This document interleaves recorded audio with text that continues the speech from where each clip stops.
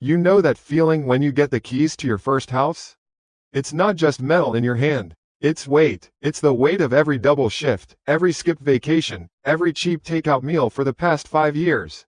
When the realtor handed them to me, I swear my arm buckled a little. Anna just cried. She stood on the freshly cut lawn, a single tear tracing a path through her makeup, and stared at the house like it was a mirage that might vanish if she blinked. Our house. It still sounds foreign when I say it. It wasn't a palace. It was a single-story, butter-yellow ranch house with a neat tile roof, built sometime in the late 70s when everything was built to last. The kind of place you see in old TV shows. It was in one of those model suburban neighborhoods where the silence is a physical presence. You could hear a lawnmower start up 3 blocks away. Our neighbors were all older couples, the kind who wave from their porches and leave perfectly symmetrical lines in their grass. It was, for 2 people who had spent their entire adult lives in noisy, cramped apartments, the dictionary definition of peace. A perfect, boring, beautiful slice of the American dream we'd just about killed ourselves to afford. This was it. This was where we were going to start our family, grow old, and become one of those couples who waved from the porch. The first week was a blur of cardboard boxes, the smell of fresh paint, and the constant, low-level ache in muscles we didn't know we had. We were exhausted, but it was a happy exhaustion. Every night we'd collapse onto the mattress we'd thrown on the living room floor, too tired to even make it to the bedroom, and just grin at each other in the dark. We did it. We were home. The thing is, when you buy an old house, you're not just buying the wood and the brick. You're buying the stories left inside the walls. Most of the time, they're just faint echoes. A scuff mark on a doorframe where a kid's bike used to lean. A faded spot on the wallpaper where a crucifix hung for 40 years. We were fine with that. It felt lived in, grounded. The attic was the last frontier. It was the one place we hadn't really touched, a dusty, forgotten square of the house accessible by a pull-down ladder in the hallway. One Saturday, while I was wrestling with a flat-pack bookcase in the spare room, Anna decided to brave it. "Mike, can you give me a hand with this ladder?" she called out. I found her in the hall, staring up at the yellowed cord hanging from the ceiling. "You sure you want to go up there? It's probably 100 degrees. And full of spiders the size of my fist." She just gave me that look. The one that says, "Don't be a baby." So I pulled the cord, and the rickety wooden ladder unfolded with a groan of protest, showering us in a fine mist of dust and what I hoped wasn't asbestos. A wave of thick, stagnant air washed over us, smelling of ancient wood, insulation, and time itself. "Okay, maybe you were right about the spiders," she coughed, waving a hand in front of her face. But she was already climbing. I held the ladder steady, watching her sneakers disappear into the dark maw of the attic. A single, bare bulb flickered on, casting long, distorted shadows. I heard her moving around up there, the floorboards creaking under her weight. There were a few thumps, a muttered curse, and then, silence. "Anna," I called up, "you haven't been eaten by a giant moth, have you?" "No," her voice came back, sounding distant and strange. "Mike, I think you need to see this." I climbed the ladder, my head emerging into the oppressive heat. The attic was a cavern of sloped beams and pink insulation. In the center of the floor, illuminated by the weak bulb, Anna was kneeling. In front of her was a small section of the floorboards that had been pried up. And nestled in the dark space beneath was a metal box. It was an old army surplus ammo can, painted olive drab, rusted at the corners. It was heavy. We carried it downstairs like it was a holy relic, setting it on the living room floor amidst the chaos of our unpacked lives. The latches were stiff with age, and I had to use a screwdriver to pry them open. They popped with a final, satisfying snap. Inside, resting on a bed of what looked like yellowed newspaper, were about a dozen small, plastic reels. Super-8 film. Each one was meticulously labeled with a strip of masking tape in neat, cursive handwriting. The ink was faded, but we could still make out the words. Lily's birthday 1978. Christmas 1979, trip to the lake 1980, first snow 1977. It was a time capsule, the entire history of a family, packed away and forgotten under the floorboards. "Wow," Anna whispered, tracing a finger over one of the labels. "Who do you think they were?" "The original owners, I guess," I said, picking up a reel. It felt fragile in my hands. I wonder why they left them. The curiosity was immediate and overwhelming. It felt like we'd found a ghost, but a friendly one. A ghost that wanted to show us what happiness looked like in this house before we came along. That night, lying on our mattress, we couldn't talk about anything else. Who was Lily? What did the house look like decorated for Christmas in 1979? We have to watch them, Anna said, her eyes wide in the dark. We don't have a projector, I reminded her. We can get one, and so I did. The next morning, fueled by coffee and a profound sense of intrigue, I found a vintage Super -8 projector on eBay. It was listed as working condition, mostly. I clicked, buy it now, without a second thought. The 2 days it took for the projector to arrive felt like an eternity. We'd talk about the films, speculating. We started to feel like we knew this phantom family. We decided the father was a quiet, steady man who loved documenting his family's life. The mother was the heart of the home. And Lily was their world. We were just borrowing her house. The box arrived on a Thursday. It was bigger and heavier than I expected. The projector was a clunky, metal beast, all knobs and lenses and vents. It smelled of hot metal and ozone. That night, after a quick dinner of scrambled eggs, we were ready.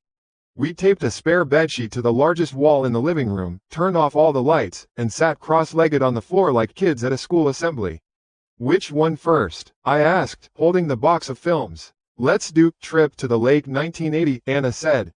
Summer feels right. I threaded the film into the machine, my fingers fumbling with the unfamiliar mechanism. It took a few tries, but finally, I got it. I flipped the switch. There was a loud whirring sound, and the fan kicked on. A bright, white rectangle of light appeared on the sheet, dancing with dust motes. Then, with a series of clicks and clacks, the film caught. The image was shaky at first, grainy and washed out in that way only old home movies can be. It showed a station wagon, a wood-paneled monstrosity, parked by the side of a sparkling blue lake. A man who looked to be in his late 30s, with thick black-rimmed glasses and a warm smile, was wrestling a giant cooler out of the trunk. A woman with a classic 70s feathered haircut came into frame, laughing and swatting his arm playfully. And then, a little girl, maybe 6 or 7 years old, with pigtails and a missing front tooth, ran into the shot and hugged the man's legs. Lily. We sat there in the dark, mesmerized. There was no sound, just the steady whir of the projector, but we could almost hear their laughter. We watched them swim, build a lopsided sandcastle, and eat sandwiches on a checkered blanket. We saw the father teach Lily how to skip stones. We saw the mother fall asleep in a lounge chair, a book resting on her chest. It was perfect. It was exactly what we'd imagined. Innocent, happy. The footage was full of life, of little moments of unscripted joy. The camera work was a bit clumsy, clearly held by a proud parent just trying to capture everything. The film was nearing its end. The sun was setting over the lake, painting the sky in shades of orange and purple. The family was packing up the car, looking tired but content. The final shot from the lake was of Lily, wrapped in a towel, waving at the camera before climbing into the back seat. Then the scene cut. It wasn't the lake anymore. It was our street. The camera was pointed at our house, the butter yellow paint muted in the twilight. It looked like the shot was taken from across the road. The station wagon pulled into the driveway. The family got out, stretching, carrying the last of their things inside. The porch light flicked on. And then, the person holding the camera did something strange. Instead of turning the camera off, they started to walk. The image jostled and swayed as they crossed the street, moving onto our lawn. The camera tilted up, slowly, deliberately, past the living room window, past the front door. It stopped on the window of the master bedroom. Our bedroom, and it just held there. 1 second, 2. The image was perfectly still, focused on the dark, empty rectangle of the window. The slight tremor in the frame suggested the person holding it was trying to be very, very still. Maybe even holding their breath. It wasn't the clumsy, loving camera work from the lake. This felt different. It felt cold, intentional. It was like watching a predator watch its prey go to ground for the night. 5 seconds. 6. Just a static shot of a dark window. Then, with a sudden jerk, the film went white. It flapped and clicked through the projector gate, the take-up reel spinning uselessly. The movie was over. The bright white light from the projector illuminated our stunned faces. The only sound in the room was the loud, mechanical whirring of the fan. I turned it off. The room plunged into a thick, sudden silence. For a long moment, neither of us said anything. The happy, warm feeling from the lake was gone, replaced by a cold, prickling unease. That was weird, right? Anna finally whispered. Her voice was small. I cleared my throat, trying to sound casual. Yeah, a little. Maybe he was just finishing the roll, or testing the zoom or something. But the excuse felt hollow even as I said it. It didn't feel like that. It felt wrong. It felt like an invasion. Anna didn't answer. She just slowly turned her head and looked away from me. I followed her gaze. We were both looking at the same spot. Up the darkened hallway, towards the stairs that led to the second floor.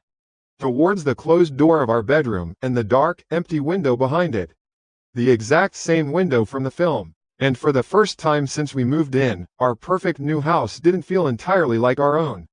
We didn't sleep much that night. You know that feeling when you're a kid, after you've watched a scary movie? How every shadow in your room suddenly has a shape, how every creak of the house is a footstep. It was like that, but 100 times worse. This wasn't some monster on a screen. This was our house, our bedroom, that window. I spent hours just staring at it, the dark rectangle of glass, expecting to see. I don't know what. It was just a weird artsy shot, I said to Anna around 2 a.m., my voice sounding hollow in the quiet room. I was trying to convince myself as much as her. The guy was probably just trying to be cinematic, finishing the roll of film. Anna didn't answer. She was lying on her side, facing away from the window, her body rigid. I knew she wasn't buying it. I wasn't either. The feeling wasn't artsy. It was predatory. The next few days, a subtle poison seeped into our dream home. The silence that had once felt so peaceful now felt watchful. Anna started keeping the curtains drawn, even during the day. I found myself triple-checking the deadbolt at night, something I'd never done in my life. The box of films sat on the bookshelf in the living room, a silent, accusatory presence. We both tried to ignore it, to get back to the happy rhythm of unpacking and painting, but it was impossible. It was like knowing there's a spider in the room. You can't relax until you find it. We had to know. We had to see if that bizarre ending was a one-off, a weird fluke, or if it was a pattern. So, on a Tuesday night, after a dinner we barely ate, we decided to watch another one. Which one? I asked, my hand hovering over the box. The playful curiosity was gone. This felt more like a forensics investigation. Christmas 1979, Anna said, her voice tight. Nothing bad can happen at Christmas, right? I threaded the film. The whir of the projector starting up now sounded like a dentist's drill to me. The white light flickered on the sheet we'd left tacked to the wall. And then, the images appeared. It started out exactly as you'd expect. It was beautiful, actually. Our living room, but 40 years in the past. There was a huge, tinsel-laden Christmas tree where our couch now sat. The family was there, the dad in a truly awful Christmas sweater, the mom handing out mugs of what looked like hot chocolate. Little Lily, a year older now, was tearing open presents with frantic joy. It was so wholesome it hurt. For about 5 minutes, we relaxed. We let the silent, flickering images of a happy family wash over us. This was the ghost we'd wanted to find, the warm memory baked into the house's walls. And then, just like before, the vibe changed. The scene cut to the family sitting around the dining room table, eating their Christmas dinner. But the camera wasn't in the room with them. It was outside. It was filming them through the dining room window. The shot was shaky, as if the person holding the camera was cold, or trying not to be seen. The lens slowly, deliberately, zoomed in. It pushed past the festive wreath hanging on the windowpane, past the reflection of the outdoor Christmas lights, and settled on Lily's face as she laughed at something her father said. They were all there, bathed in the warm light of their home, completely, blissfully unaware that someone was standing out there in the dark, watching them. Capturing them. The film cut again. Now, a shot of the front of the house at night, all lit up. The camera panned slowly across, then tilted up, to that same damned bedroom window. It held the shot for a few seconds before the film finally ran out, flapping against the projector gate. I switched it off. The silence that fell this time was heavier, thicker. Okay, I said, my mouth dry. That's not an artsy choice. That's creepy. The guy had a weird thing for filming the outside of his own house. Mike, Anna said, and her voice was so low I could barely hear it. Get the other one, the one with no label. I hesitated. A part of me, a very loud, screaming part of me, wanted to take that metal box, drive it to the nearest bridge, and throw it in the river. But another part, the part that couldn't stand not knowing, was already reaching for the unlabeled reel. It felt cold in my hand. I loaded it into the machine. This one felt different, forbidden. I hit the switch. Whir, click, the screen flickered. The footage was dark, much darker than the others. For a few seconds it was just grainy blackness, and I thought maybe the film was a dud. Then an image slowly resolved out of the gloom. It took me a second to understand what I was seeing. It was a ceiling, a familiar ceiling. The plaster swirls were the same ones I stared at every night before I fell asleep. Our ceiling. The camera panned down sluggishly. The movement wasn't human. It was slow, gliding, like it was being dragged. It moved across a rumpled bedsheet, and then a human form. It was the dad from the films, fast asleep on his back, his mouth slightly open. The camera was so close you could practically see the individual whiskers on his chin. It lingered on his face for an uncomfortably long time. Then it moved again, panning across the bed to the mom, sleeping on her side. Her feathered hair was fanned out on the pillow. The camera held on her, still and silent. My blood ran cold. My heart was a frantic drum against my ribs. The camera moved one last time, gliding towards the other side of the room, to a small child's bed pushed against the wall. To Lily. She was curled up in a ball, clutching a teddy bear. The camera zoomed in, closer and closer, until her sleeping face filled the entire frame. It stayed there, 10 seconds, 20, an eternity of just watching a little girl sleep. I felt Anna grab my arm, her nails digging into my skin. We were both holding our breath. The camera didn't move, it just watched. The only sound in our living room was the steady click-clack of the projector. And that's when I saw it. The thing that made everything fall apart. In the corner of the frame, near Lily's bed, you could just make out the edge of the master bed. You could see the lump under the covers that was the father. He was in the bed, asleep. The film ran out. The light went white. I sat there, paralyzed. The image burned into my brain. The dad was in the bed. The mom was in the bed. Lily was in the bed. I turned to Anna, my mind struggling to form the words. If he's in the bed, I stammered, my voice cracking. If the dad is in the bed, then who the hell was holding the camera? The question hung in the air between us, monstrous and unanswerable. It wasn't him. It was never him. There was someone else, a second person, someone in their house, in their bedroom while they slept, silently documenting them with that camera. Our house, our bedroom. The dream was over. The house was no longer a sanctuary, it was a crime scene we'd stumbled into 4 decades too late. That night we slept on the couch in the living room with all the lights on, the television murmuring for company. Sleep didn't really come. Every time I closed my eyes, I saw that camera, gliding through the darkness. The paranoia became a permanent resident in our home. We started hearing things, or maybe we were just listening for them now.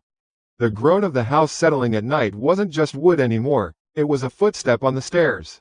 The wind rattling a window pane was someone trying the latch. We argued in tense whispers. I was trying to be logical, to find an explanation. A relative staying over? A weird friend? But none of it felt right. The footage felt secret. It felt wrong. Anna was the one who was truly coming undone. She became a ghost in our new home, flitting from window to window, pulling curtains shut, jumping at every noise. She stopped unpacking. What was the point of making a home in a place that felt so profoundly violated? I tried to be the rock, the rational one, but I was crumbling inside. The joy of ownership had curdled into a constant, low-grade terror. This place we had sacrificed everything for now felt like a trap. We were living inside someone else's nightmare. About a week after we watched the last film, the breaking point came. It was late, close to 3 a.m. We were in bed, our actual bed. We'd forced ourselves to try and reclaim the space, to prove we weren't going to be scared out of our own bedroom. It was a stupid, prideful gesture. I was pretending to be asleep, listening to the frantic beat of my own heart. Anna was a motionless lump beside me, but I knew she was wide awake too. Suddenly, she gasped. It wasn't a loud sound, just a sharp, tiny intake of breath. But in the dead quiet of the room, it was like a gunshot. I turned to her. What is it? She didn't answer. She was sitting bolt upright, staring. Her eyes were wide with a kind of primal terror I had never seen on a human face before. She was looking at the window. I followed her gaze. I saw nothing, just the black, featureless rectangle of the window pane, reflecting the faint glow of our bedside lamp. Anna, there's nothing there, I whispered, reaching for her. Her whole body was trembling. I saw it, she choked out, her voice a thin, reedy thing. just for a second. When I first sat up, saw what? I insisted, my own fear starting to rise, thick and suffocating in my throat. She slowly raised a shaking hand and pointed towards the glass. A face, she whispered. No, not a face. A shape. Someone was standing there, right there, looking in. I stared at the empty, black window. The same window from the film. The same patch of darkness where a stranger had stood 40 years ago, aiming a camera. And I knew, with a certainty that went deeper than logic, that she wasn't imagining it. The man with the camera was gone. But someone, or something, was still watching. I'd love to tell you that I was brave. That when Anna gasped and pointed at that black rectangle of glass, I sprang into action, a protector defending his home. But that would be a lie. The truth is, I was just as scared as she was. The sound that came out of her wasn't a scream, it was the sound of a balloon popping, a sharp, choked gasp of pure terror. For a second, my heart just stopped. It literally packed its bags and quit. Then the adrenaline kicked in, cold and sharp. I didn't grab a baseball bat or weapon. I grabbed the heaviest thing I could reach without thinking. My bedside lamp, a clunky ceramic thing we'd bought at a thrift store. I ripped the plug out of the wall and scrambled out of bed, holding it like a club. Stay here, I hissed, my voice a pathetic croak. I didn't even look to see if she was listening. My feet were bare on the cold hardwood floor. Every nerve in my body was on fire. I crept to the window, my heart hammering a chaotic rhythm against my ribs. I peeked through the gap in the curtains. Nothing, just the manicured lawn of our neighbor across the street, silvered by a distant streetlight. A car passed by, its headlights sweeping across the houses and then plunging everything back into darkness. There was nobody there. Mike? Anna's voice was a tiny thread in the silence. There's no one there, I said, trying to make my voice sound steady. I failed. I'm going to check the back. I didn't want to. Every rational part of my brain was screaming at me to lock the bedroom door and call the police. But what would I tell them? My wife had a nightmare? She saw a shape? They'd think we were crazy. So I did the stupid, movie protagonist thing. I went to check the noise. The house was so quiet it felt like its ears were ringing. I flicked on the hallway light, and the sudden brightness was almost as startling as the dark. I checked the front door first. The deadbolt was thrown, the security chain was on. All secure. I moved through the living room, the projector sitting on its table like some kind of pagan altar. The box of films next to it seemed to pulse with a malevolent energy. I ignored it. The kitchen was dark. I reached for the light switch, my hand shaking, and flicked it on. Empty. The back door, a sliding glass monstrosity, was locked, with the wooden dowel firmly in its track. I went from window to window, peering out into the blackness of our backyard. I saw our sad, patchy lawn, the silhouette of the big oak tree at the back of the property, the fence. Nothing. No footprints, no broken branches, no sign that anyone had been standing right outside our house, staring in at my wife. I went back to the bedroom. Anna was still sitting up, hugging her knees to her chest, her face pale in the lamplight.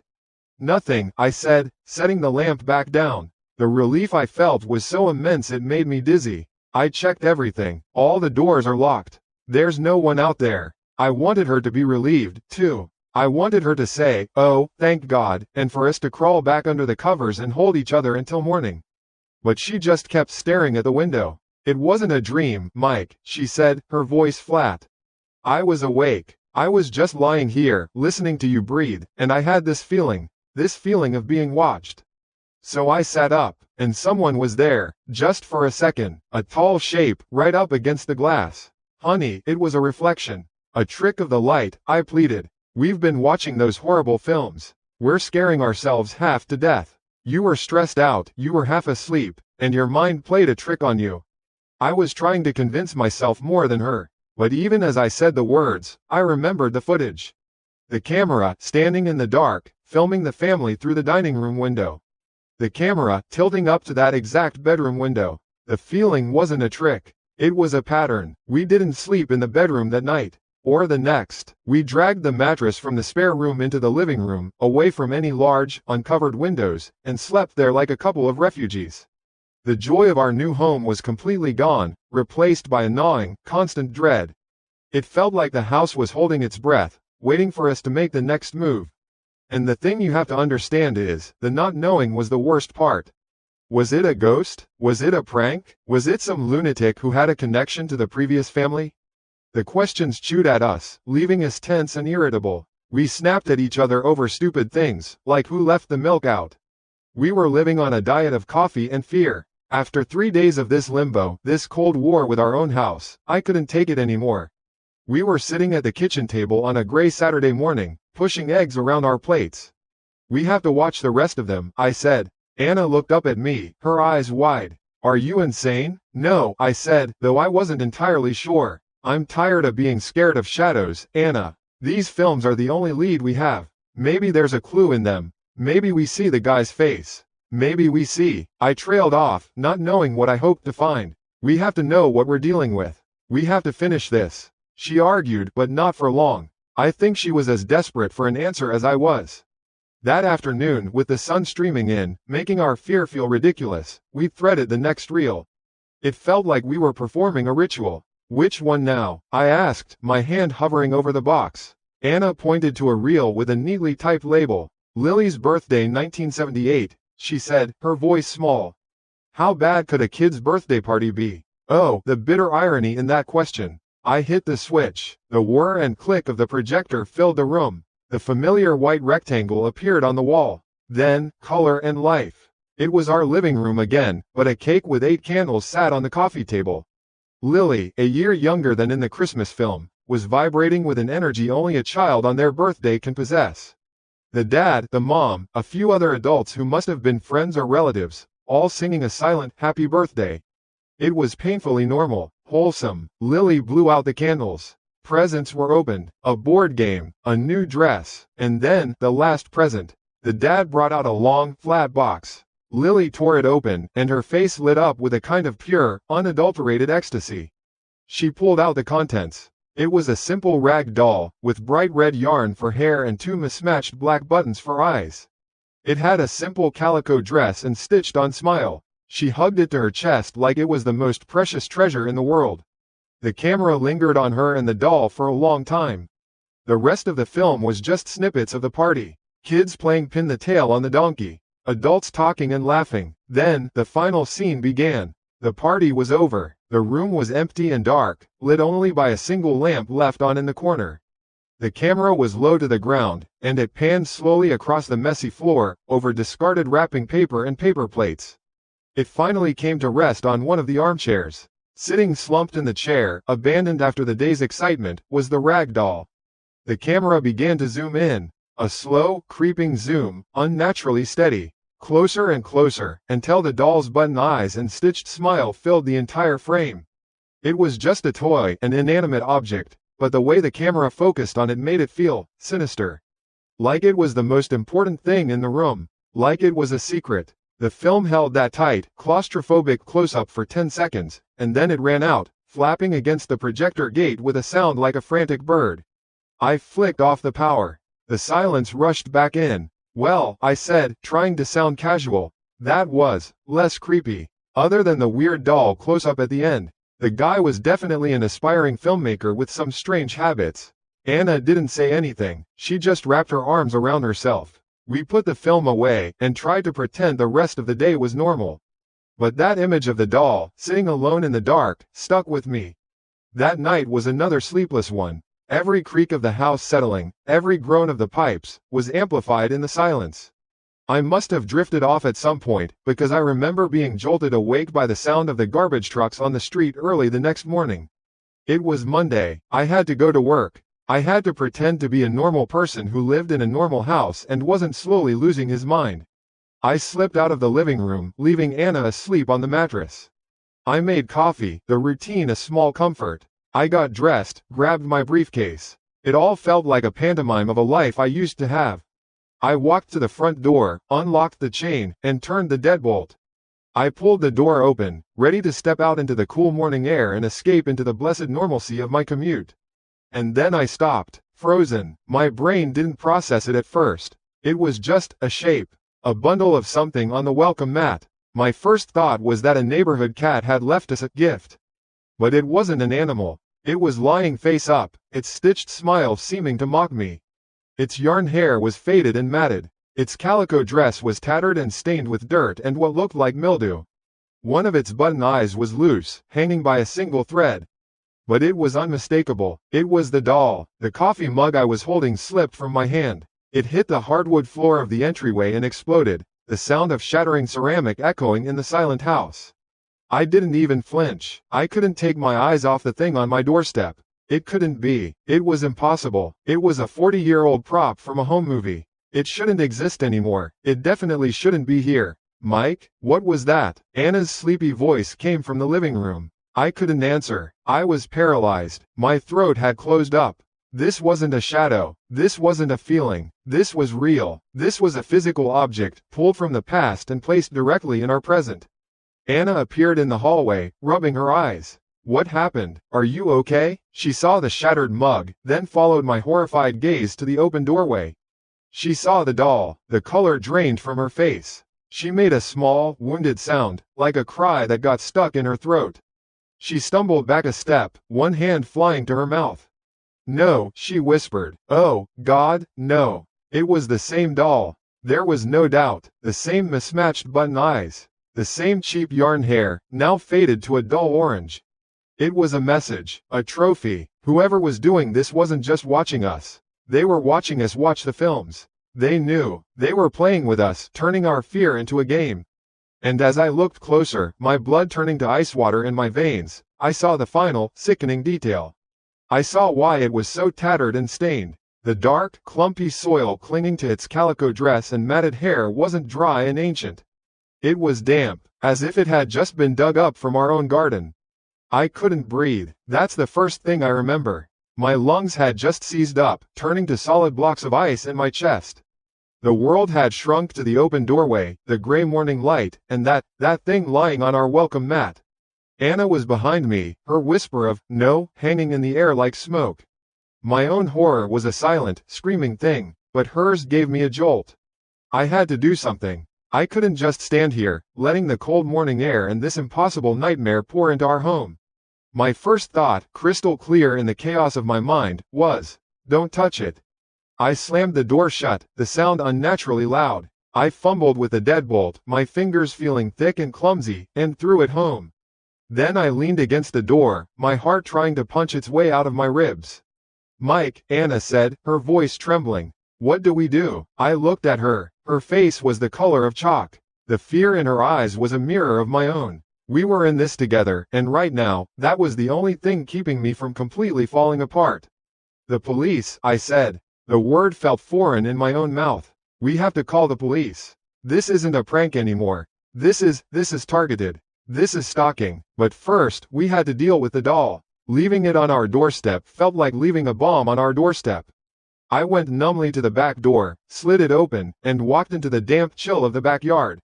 My hands were shaking so badly I could barely grab the handle of the old snow shovel leaning against the house. I walked back around the side of the house, my bare feet sinking into the wet grass. I felt like a soldier approaching an unexploded mine. There it was. It looked even worse up close. Soiled, ancient, its stitched smile a grotesque leer. Using the edge of the shovel, I carefully scooped it up. I held it out away from my body, like it was radioactive, and carried it back into the kitchen, where I slid it unceremoniously into a black garbage bag. Anna was already on the phone, her voice tight and high as she spoke to the 911 dispatcher. I tied the bag shut, a sickening finality to the act. It was done. The evidence was secured. Surely, now, someone would believe us. An hour later, a police cruiser was parked in our driveway. The officer who came to the door was a man in his late 40s, with a tired face and a belly that strained at the buttons of his uniform. His name was Officer Miller. He listened patiently, nodding, his expression never changing from one of mild, professional boredom. I recounted everything: the house, the films, the figure at the window, and now, the doll. I pointed to the black garbage bag on the kitchen counter like it was Exhibit A in a murder trial. "And you're sure it's the same doll from this old movie?" he asked, his pen poised over his notepad. "Positive," Anna said, her voice firm. "It's identical. The mismatched button eyes, the dress, everything." He sighed, a long, weary sound, the sigh of a man who had heard 1,000 strange stories and believed maybe 2 of them.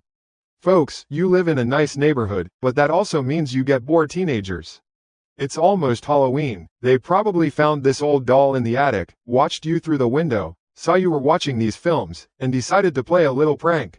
A stupid, mean prank, I'll grant you. But a prank? A prank? I nearly shouted the word. Officer, someone was peeking into our bedroom window. They left this thing on our doorstep.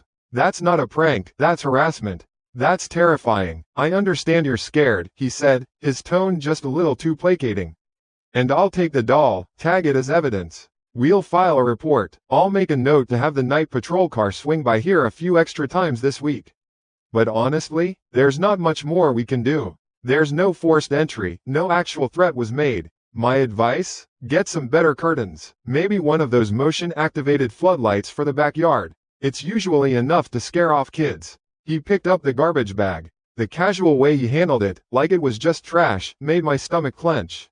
He was putting our terror into a neat little box labeled Teenage Pranksters and filing it away.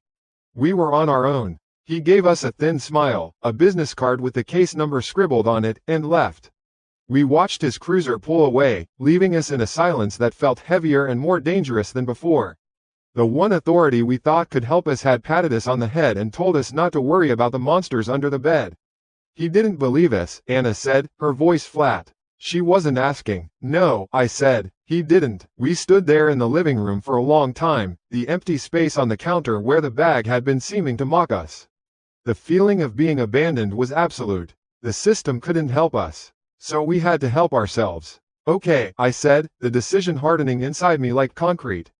Okay, if he wants motion-activated lights, we'll get them. And more. We're getting cameras. Today. Front yard, backyard, every angle. If this bastard comes back, we're going to get his picture. That afternoon was a blur of grim purpose. We drove to a big box electronics store, a temple of fluorescent lights and cheerful employees that felt like it was on a different planet from our dark, silent house. I bought a system with 4 wireless security cameras, the kind you could monitor from your phone. I also bought 2 industrial-strength motion-sensing floodlights. I spent more money than I should have, but it felt like I was buying armor.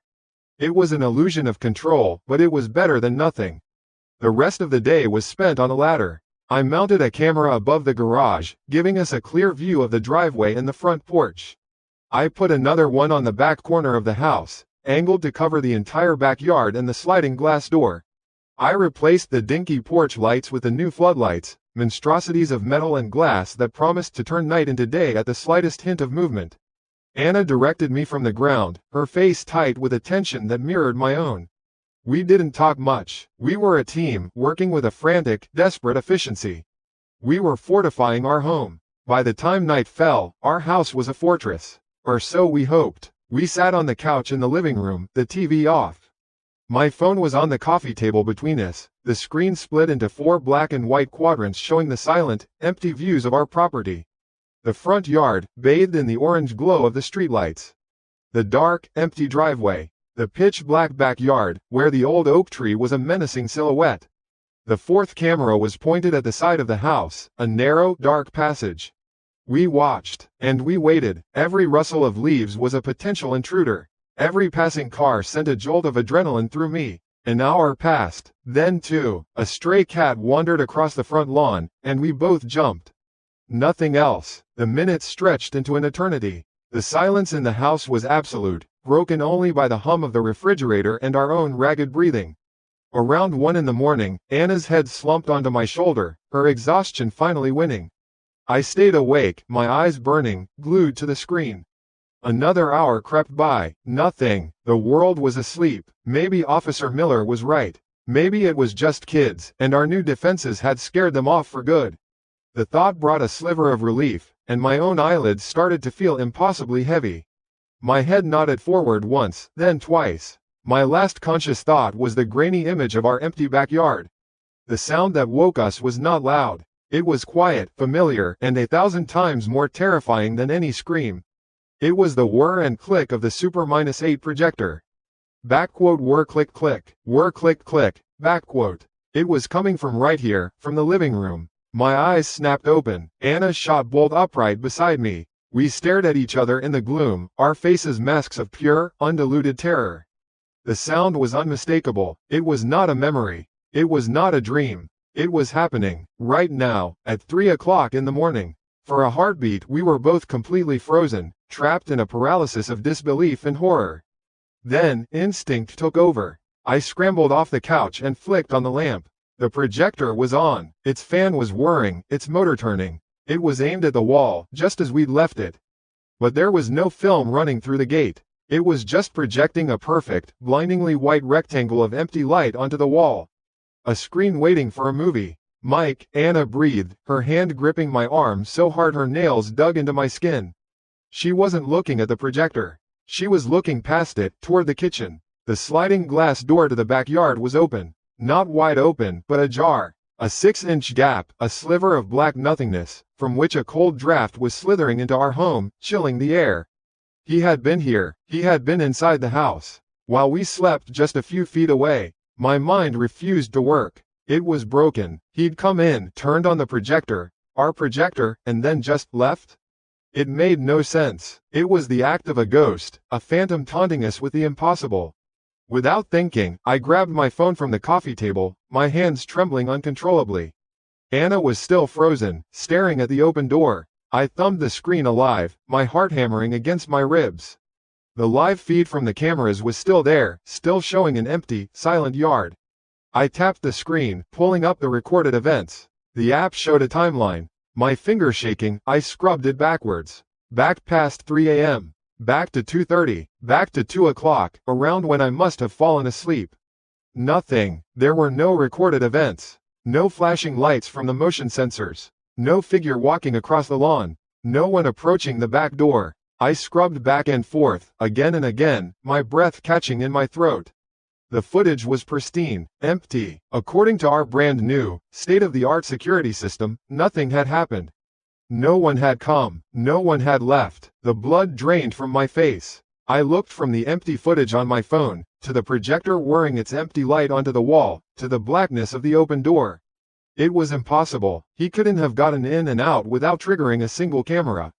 It defied logic, unless he was never outside to begin with. The thought hit me with the force of a physical blow, so cold and so awful it stole the air from my lungs. He hadn't broken in, he was still here. The thought was a physical thing. It wasn't a notion or a suspicion, it was a shard of ice rammed directly into my brain. He hadn't broken in, he was still here. I looked from the empty camera feed on my phone to the projector, which was still humming its single, insane note, casting that rectangle of blank light onto the wall. Then I looked at the 6-inch gap of the sliding door, a vertical slice of pure blackness. The cold air pouring from it didn't feel like a draft from the outside anymore. It felt like the house itself was exhaling something cold and dead that had been trapped inside its lungs. "Mike," Anna whispered, her voice so thin it was barely there.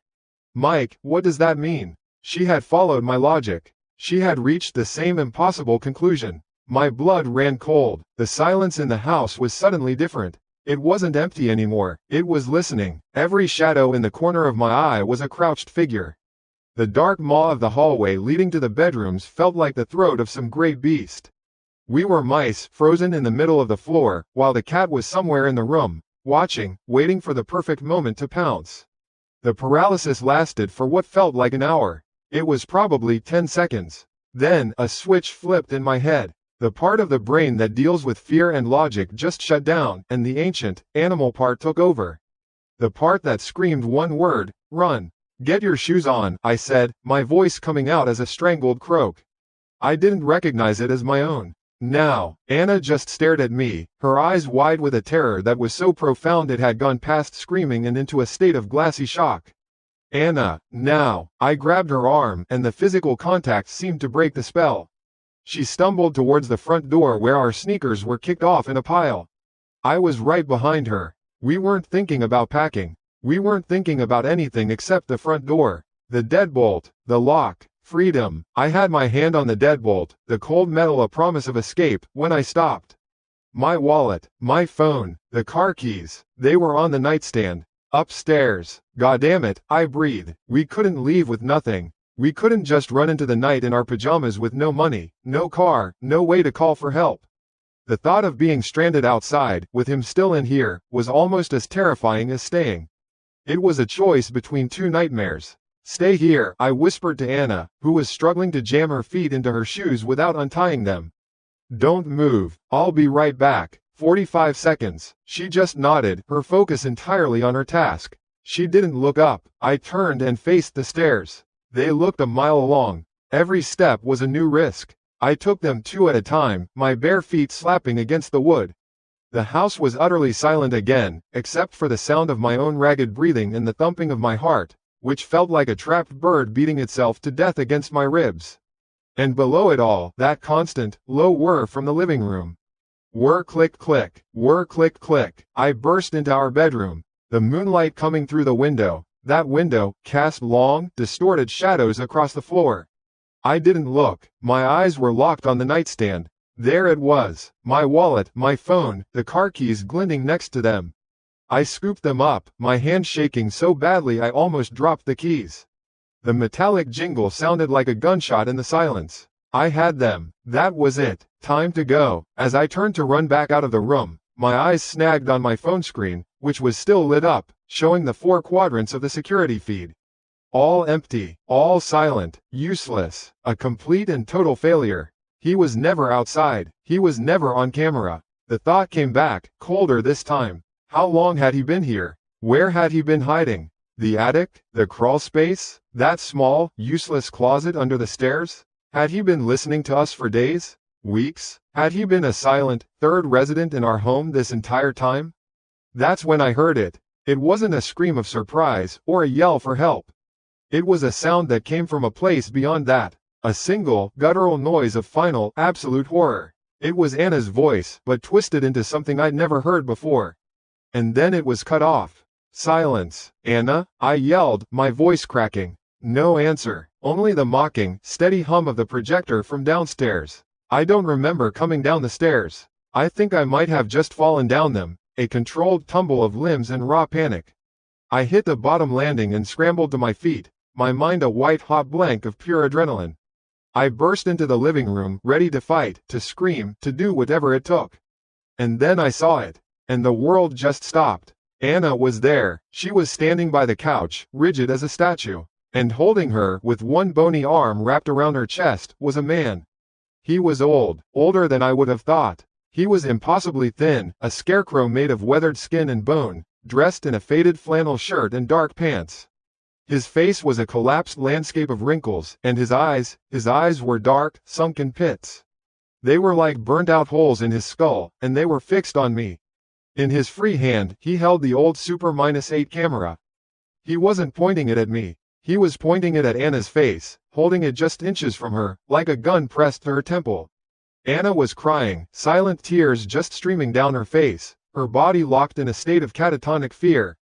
But that wasn't the worst part. I swear to God, that wasn't the worst part. My gaze was dragged, as if by a physical force, past them, to the far wall.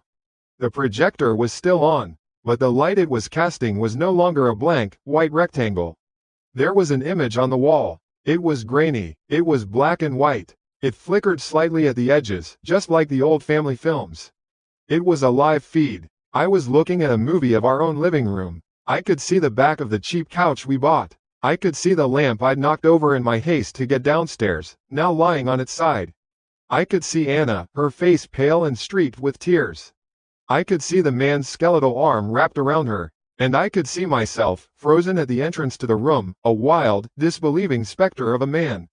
The image was coming from the camera in his hand. He had somehow rigged this ancient piece of junk to become a live camera, feeding directly to our projector. He had turned our living room into a film set. He was the director, and we were the stars. My brain tried to make sense of it, tried to file it away into some logical box, but it couldn't. This wasn't a robbery. This wasn't a random attack. This was something else, a performance, an art project from hell. Every strange event, every unsettling detail, it was all pre-production. The films in the attic weren't a clue he left behind, they were his inspiration. The doll wasn't just a threat, it was a prop. Turning on the projector in the middle of the night wasn't just a scare tactic, it was him setting up the equipment. We weren't just victims, we were his new subjects. A new family to replace the old one, to be documented and preserved on film. The man shifted his gaze from me to the image on the wall, a flicker of what looked like artistic approval in those dead eyes. He adjusted the camera slightly, framing the shot better.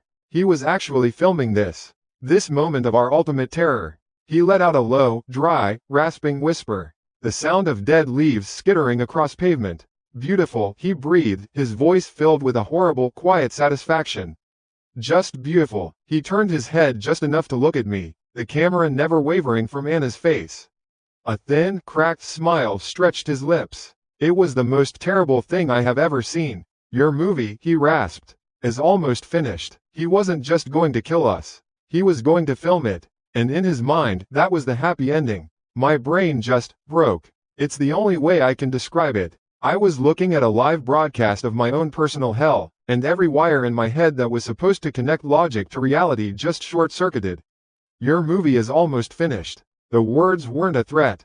They were a statement of fact from the director.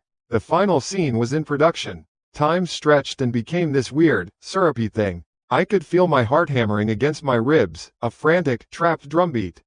I saw Anna's face, pale and wet with tears, her mouth slightly open in a silent scream. I saw the old man's skeletal hand, the knuckles like a row of yellowed pebbles, wrapped around the body of that ancient camera. The camera was the weapon. The camera was the point of the whole exercise. We weren't being attacked, we were being documented, preserved. My eyes darted around the room, desperate. Looking for what? A weapon? A way out? My gaze landed on a small end table next to the couch. On it sat a piece of pottery Anna had bought at a street fair a few months back. It was a heavy, ugly thing, lumpy, abstract bird painted in garish shades of blue and green. I'd always hated it, and in that moment a single, clear thought cut through the static in my head. A thought born of pure animal instinct. Ruin the shot. I didn't aim. I didn't think. My body moved before my brain could argue. I lunged forward, grabbed the ceramic bird, and with a guttural roar that was more animal than human, I threw it. I threw it with every ounce of terror and rage I had. It arced through the air, a clumsy, ugly projectile, and for a split second, I saw it projected on the wall, a blurry shape flying towards the camera's perspective. Then it hit. Not the man, not the camera, the projector. The sound was a magnificent, explosive crash, a percussion of shattering glass and popping plastic. The bulb inside the projector died with a sharp PFFT, and the room was plunged into absolute, disorienting darkness. The whirring hum that had been the soundtrack to our nightmare for the last hour was gone. The silence that replaced it was so total it felt like a physical blow.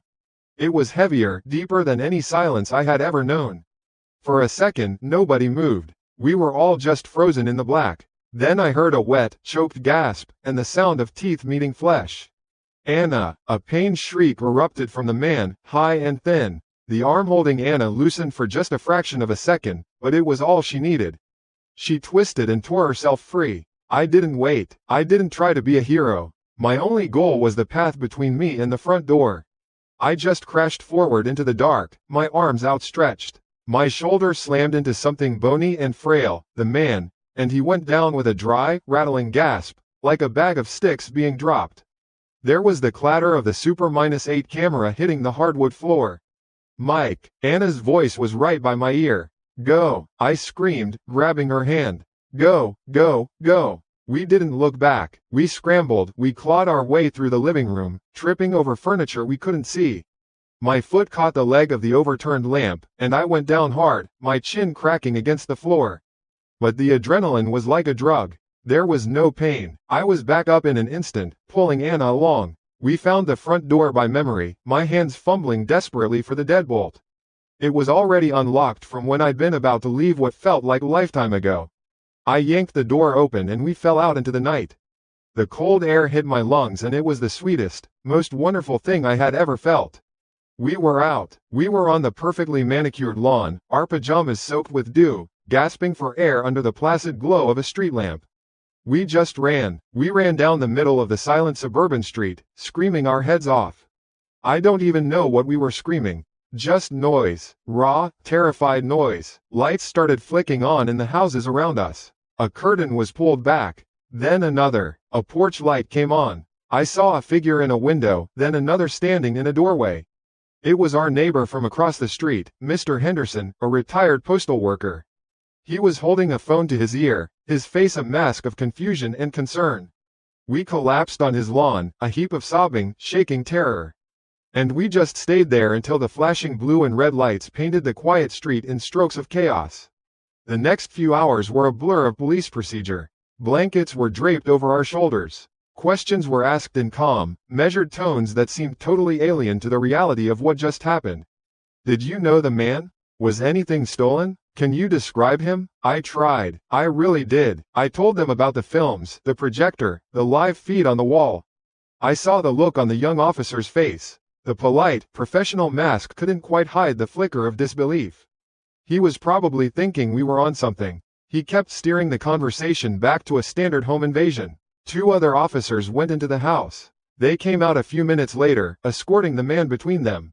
He wasn't struggling. He wasn't even cuffed. He was just walking placidly, his head down. In the flashing lights, he looked 100 years old. A ghost in a flannel shirt. They put him in the back of a squad car, and he just sat there, staring blankly out the window. One of the officers was carrying the broken Super-8 camera in an evidence bag.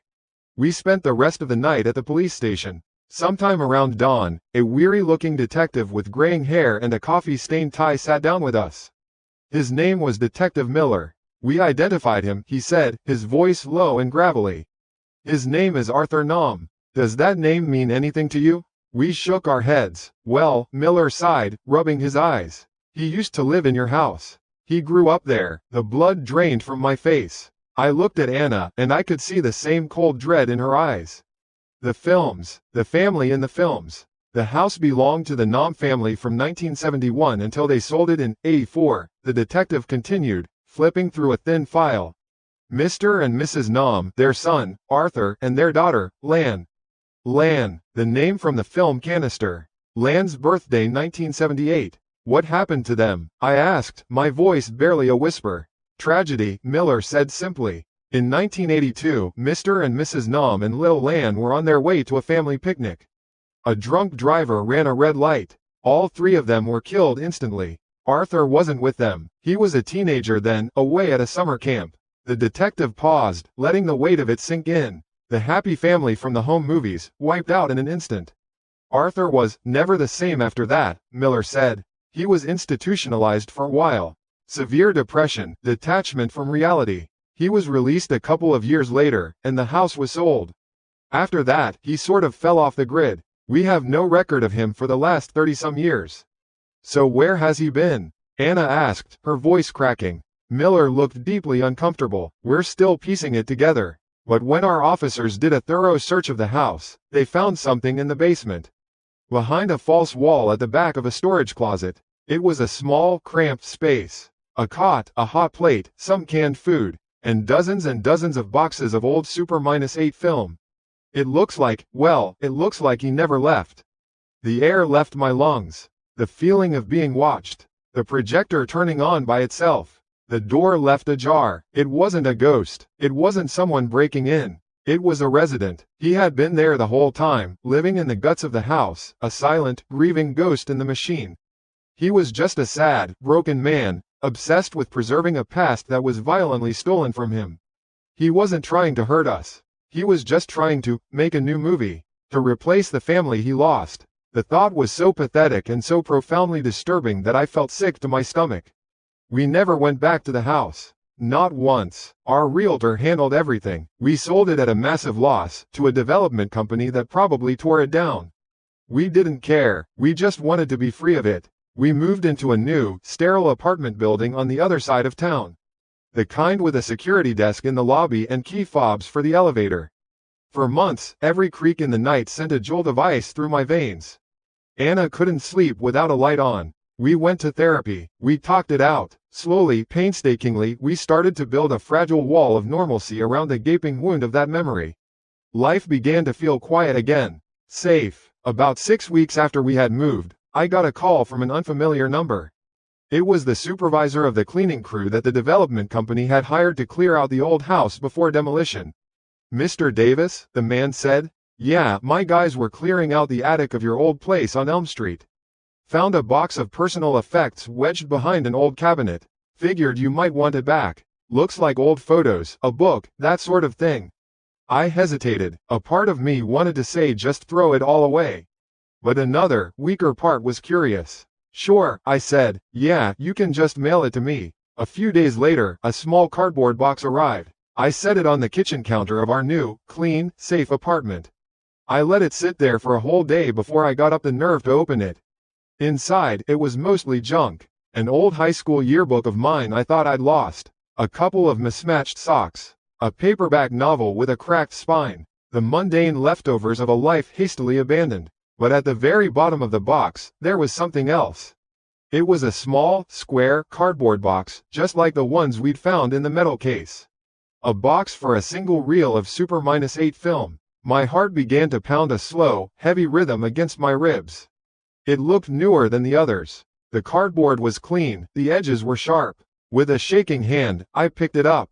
There was a white label affixed to the front. On the label, written in neat, precise, almost elegant cursive, a handwriting I knew with absolute certainty was not the shaky scrawl of Arthur Numb, were 4 simple, devastating words. Mike and Anna 2024. New reel.